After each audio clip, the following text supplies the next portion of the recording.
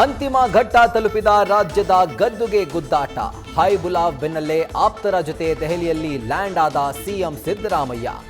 ಸಿದ್ದು ಬೆನ್ನಲ್ಲೇ ರಾಷ್ಟ್ರ ರಾಜಧಾನಿಗೆ ತಲುಪಿದ ಡಿಕೆ ಬ್ರದರ್ಸ್.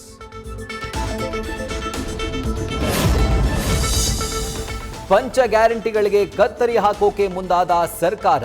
ಗೃಹಲಕ್ಷ್ಮಿ ಗೃಹಜ್ಯೋತಿ ಯೋಜನೆಯ ಪರಿಷ್ಕರಣೆ, ಸ್ಕೀಮ್ ದುರ್ಬಳಕೆ ಹಿನ್ನೆಲೆ ಫಲಾನುಭವಿಗಳ ಪಟ್ಟಿಗೆ ಕತ್ತರಿ ಎಂದ ಡಿಕೆ.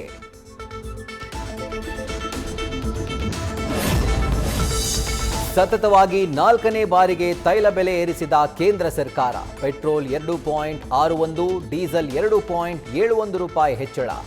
ದರ ಹೆಚ್ಚಳ ಖಂಡಿಸಿ ಕಾಂಗ್ರೆಸ್ ಹಾಗೂ ಜನಸಾಮಾನ್ಯರ ತೀವ್ರ ಆಕ್ರೋಶ.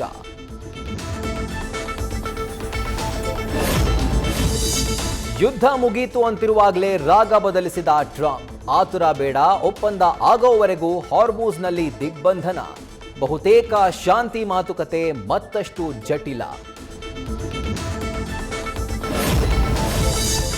ರಕ್ತ ಹಂಚಿಕೊಂಡು ಹುಟ್ಟಿದ ಅಕ್ಕನ ನೆತ್ರನ್ನೇ ಹರಿಸಿದ ತಮ್ಮ.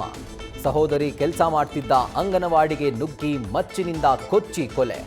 ಅಕ್ರಮ ಸಂಬಂಧ ಆರೋಪಕ್ಕೆ ಹಾವೇರಿಯಲ್ಲಿ ಅಕ್ಕನ ಹತ್ಯೆ.